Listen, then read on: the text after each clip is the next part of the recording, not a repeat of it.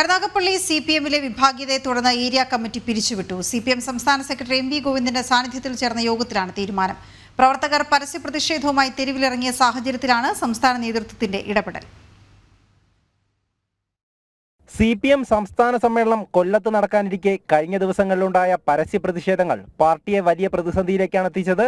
കരുനാഗപ്പള്ളിയിലെ local സമ്മേളനങ്ങളിൽ പങ്കെടുക്കാനെത്തിയ സംസ്ഥാന committee അംഗങ്ങളെ വനിതകളടക്കമുള്ള പ്രവർത്തകർ പൂട്ടിയിട്ടു. പിന്നാലെ ഏരിയ കമ്മിറ്റി ഓഫീസിലേക്കും പരസ്യ പ്രതിഷേധം. തുടർന്ന് CPM സംസ്ഥാന സെക്രട്ടറി തന്നെ നേരിട്ട് ജില്ലയിലേക്ക് എത്തുകയായിരുന്നു.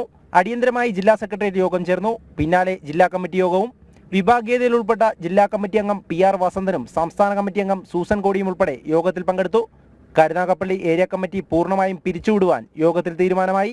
നിലവിലെ ഏരിയ കമ്മിറ്റി പുനഃസംഘടിപ്പിക്കുമെന്നും കരുനാഗപ്പള്ളിയിലെ സംഭവങ്ങൾ പാർട്ടിക്ക് പ്രയാസമുണ്ടാക്കിയെന്നും CPM സംസ്ഥാന സെക്രട്ടറി MV ഗോവിന്ദൻ പറഞ്ഞു. പാർട്ടിക്കാകെ പ്രയാസപ്പെടുത്തിയ ഇത്തരത്തിലുള്ള നിലപാടിനെ ഒരു തരത്തിലും പാർട്ടിക്ക് അംഗീകരിച്ചു പോകാൻ സാധിക്കുന്നതല്ല.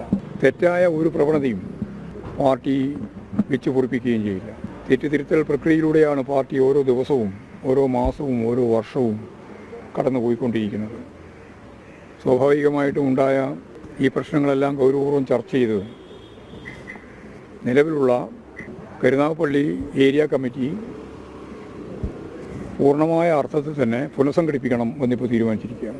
പകരം ജില്ലാ സെക്രട്ടേറിയറ്റ് അംഗം T മനോഹരൻ കൺവീനറായ അഡ്ഹോക് കമ്മിറ്റിയെ നിയോഗിച്ചു. എന്നാൽ കരുനാഗപ്പള്ളി മേഖലയിലെ സംസ്ഥാന ജില്ലാ നേതാക്കളെ അഡ്ഹോക് കമ്മിറ്റിയിൽ ഉൾപ്പെടുത്തിയിട്ടില്ല. വിഭാഗീയതയുണ്ടായ ലോക്കൽ കമ്മിറ്റികളെ അവഗണിക്കാനും നേതൃത്വം തീരുമാനമെടുത്തു. പ്രവർത്തകരുടെ പരസ്യ പ്രതിഷേധം CPM-നെ ചെറുതായൊന്നുമല്ല ക്ഷീണപ്പെടുത്തിയത്. ഒടുവിൽ സംസ്ഥാന സെക്രട്ടറിയുടെ നേതൃത്വത്തിൽ നടപടി. കൊല്ലം ജില്ലയിലാണ് സംസ്ഥാന സമ്മേളനം നടക്കുന്നത്. കരുനാഗപ്പള്ളിയിൽ മാത്രം ഒതുങ്ങുമോ ഈ വിഭാഗീയത എന്നത് നോക്കിക്കാണേണ്ടതാണ്. ക്യാമറാമാൻ ബിജു പരവൂരിനൊപ്പം M മനോജ്, ജനം, കൊല്ലം.